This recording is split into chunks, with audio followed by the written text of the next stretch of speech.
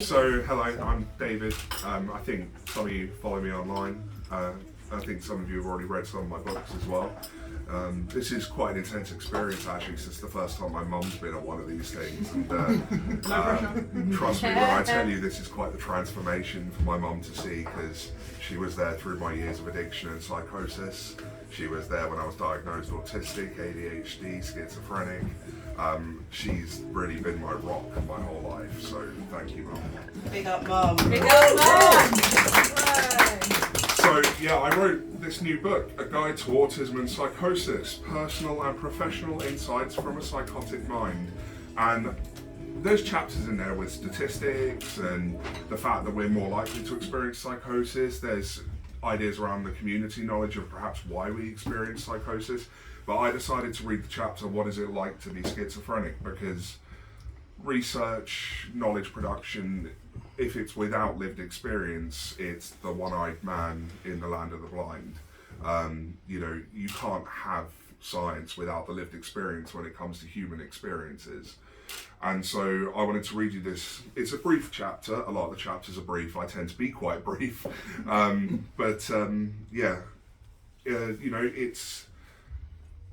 It's a tricky subject, I think, because I come at mental health from what could be considered quite a radical position. I don't really see it as an illness. I very much see it as acquired neurodivergence. The society we live in does things to us that changes the way our brain works, and in that sense our mental health is more a function of the environments and relationships we experience than it is anything wrong with us. And I, as a schizophrenic person, personally do not see myself as broken or unwell. I see myself as having a very logical reaction to very difficult circumstances. So this is What Is It Like to Be Schizophrenic? I've explored in great detail how I don't view my being schizophrenic as an illness. This in itself seems like a bold claim, given the way that society has pathologized anyone who, by means of their body-mind, cannot perform neuronormativity. Neurotypicality has been set as a standard for how one should embody themselves, with everything outside of it being viewed as illness. This despite the fact that neurotypicality is not a neurocognitive style in its own right. Walker positions neurotypicality as a performance dictated by the neuronormative standards of its relevant culture. What I feel is necessary is to position my schizophrenic body-mind within the experiences that it creates. It is also important at this point to note how one's environment plays a role in the generation and sustenance of those experiences. I cannot actually point to a single schizophrenic experience, if such a thing exists in such explicit terms, that was not triggered by the affordances of my environment. Schizophrenia, for me, is a neurodivergence I acquired through years of trauma and abuse. Some neurodivergence is born into us, some we create through intentional practice. Schizophrenic is what I became through the adverse events that altered my cognition. Schizophrenia is strange. Much like my autism, it is not a separate entity to myself awaiting removal. At times it does feel like an organism that is hijacking your thoughts and senses. When I am well, it is just the way I am. At times, you are certain it's trying to kill you. Despite the individual diagnosis, I cannot separate my schizophrenia from my autism any more than I can my ADHD.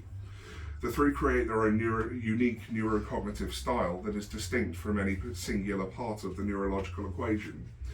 I live my life with a certain level of paranoia. My mind is one that will assume people intend to harm me.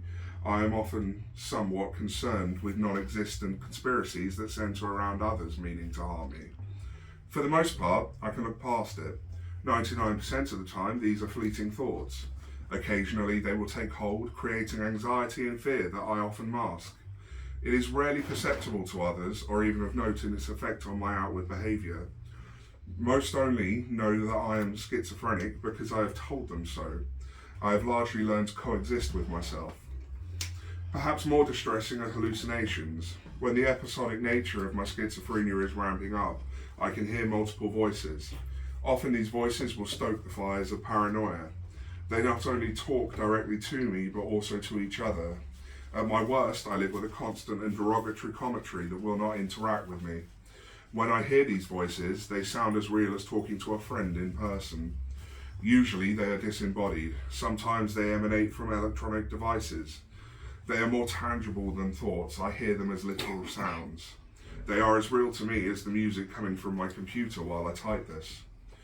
I have visual hallucinations that look as real as you or I. I see things that defy description in any language I have access to. Reality during an episode can become somewhat of an abstraction. I have lost count of the number of times I have handed a person an object only to find it on the floor some hours later, the person a manifestation of my subconscious. Perhaps most frustrating is that at the very height of an episode, I can lose control of my speech. My mind will race so fast and jump from topic to topic in a way that I cannot verbally communicate. It is perhaps the scarier of the traits. It feels like I'm communicating fine, but all people hear is gibberish. It's as though you are speaking an unknown language in a foreign land. The final aspect I would like to consider is delusions. This is the culmination of all the experiences that alter my beliefs about the world around me. Delusions are the sum of my other schizophrenia traits. The world, I believe, feels 100% real. No amount of evidence or discussion can shift these beliefs. If anything, I cling to them more so. If I can't find evidence to confirm my delusions, my brain makes it materialize. I draw connecting lines between things that are not even compatible. At this point, all evidence to the contrary is pointless. My body-mind will only believe its own interpretation of the world. Despite these terrifying experiences, I coexist with this aspect of my body-mind. I have come to learn a great deal about who I am and what my desires are through the way that my mind alters reality. I have come to understand that my psychosis is protective. When reality is too much, my mind creates a more acceptable reality, or at least one that I can understand more easily. Psychosis has become an introspective journey on my path to neuroqueer practice. I allow my shifting reality to guide me through different possibilities and consider aspects that many would not even know exist.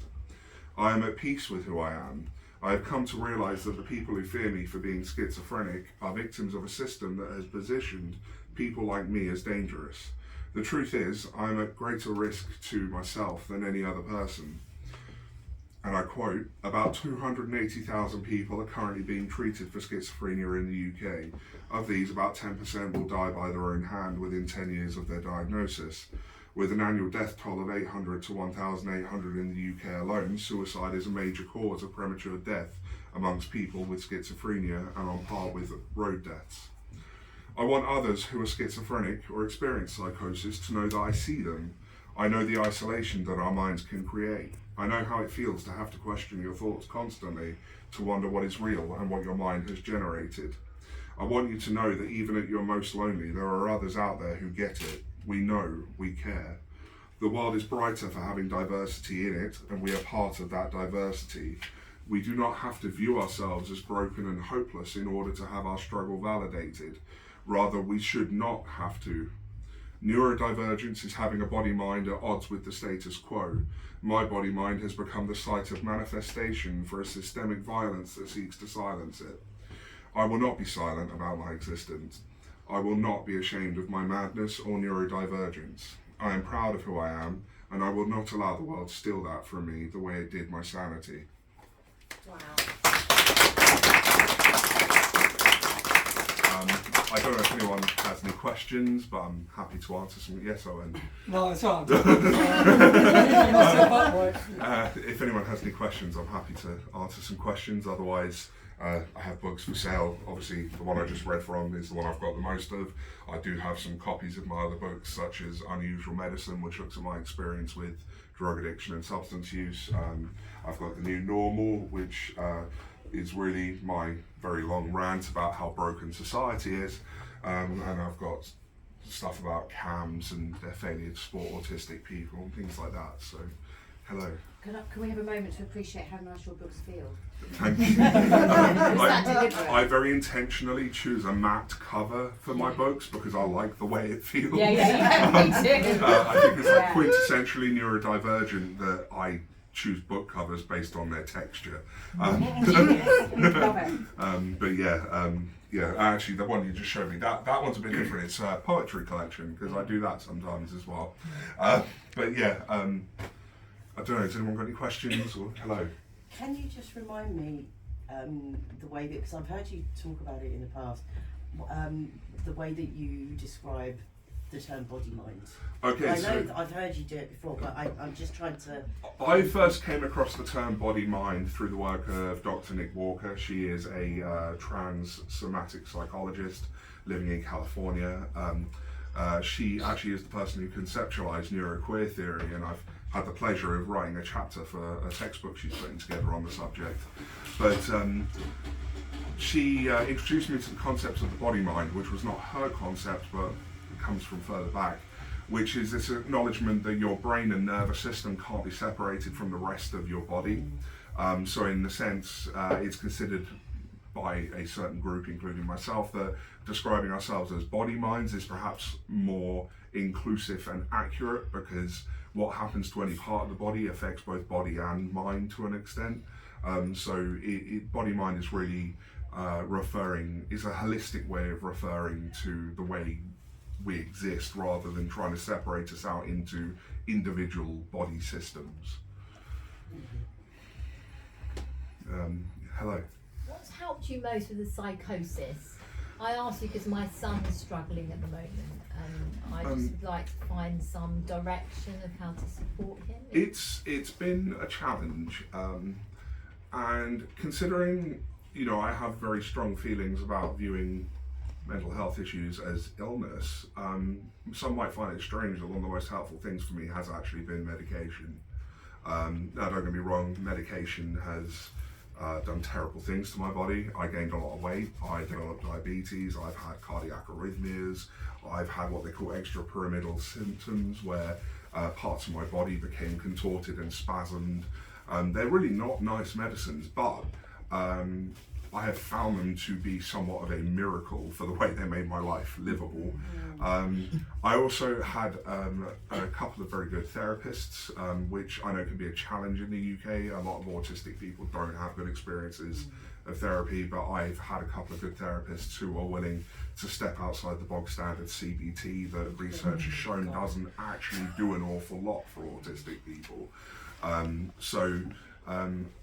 think the things that have helped was medication kind of brought the symptoms down to a livable place. I was able to differentiate between hallucinations and delusions and reality, but also having therapy that helped me look at how traumas I've experienced in my life contributed to the way my mind works now. What was nice about that sort of trauma-based approach was that it didn't look at me as there is something wrong with you. It wasn't what's wrong with you, it's what happened to you. And I found that so much more helpful than feeling like I was some kind of medical patient who just needed to be experimented on until he was fixed. Okay, thank you. Sorry, I've got another question. I hope it's all right. It's when you in relation to sort of visual and auditory hallucinations. Just a very small bit about myself is I'm completely aphantasic. So I can't visualise, I have no mind's eye. I can play back songs like it's on the radio, and occasionally I'll have auditory flashbacks.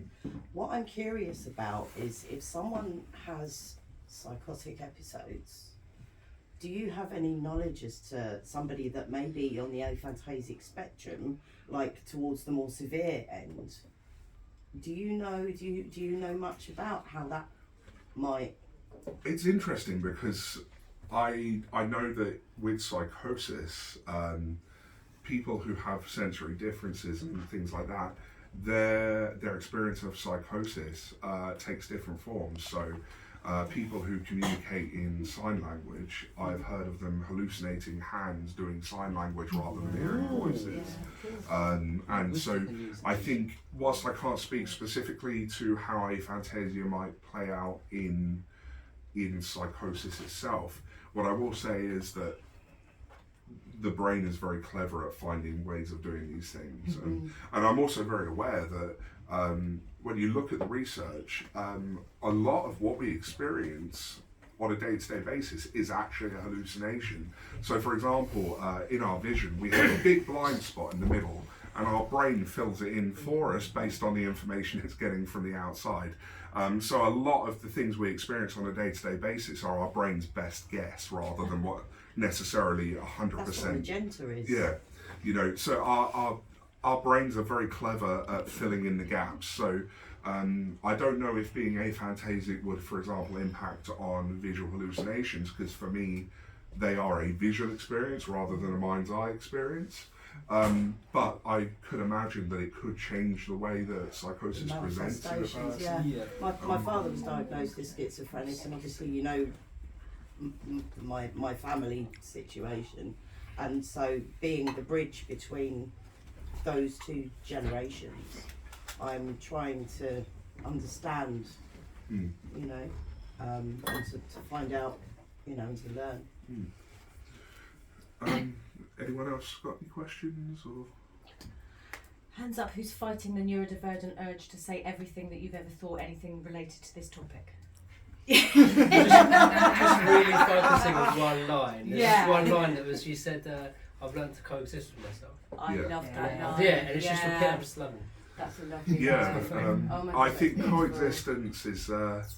I think a lot of the time we're taught that recovery means not having the bad thing happen anymore. Yeah. But you know, I'm schizophrenic and I'm nearly 9 years sober from drug addiction.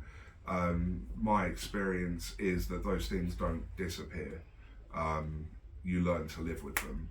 So my addiction, you know, I don't actively use anymore, but I'm still an addict and I still deal with a brain that wants to do that.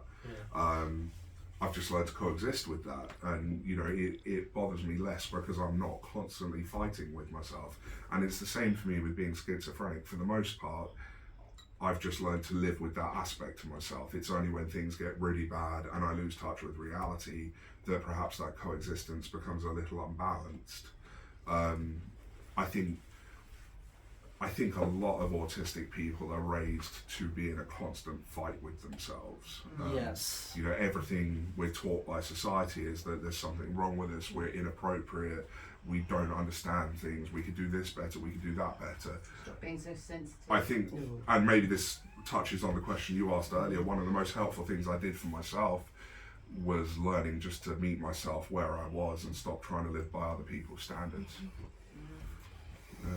But yeah, unless anyone's got any more questions, I think, yeah, books, A Guide to Autism and Psychosis, it's available for £20. I do take cards.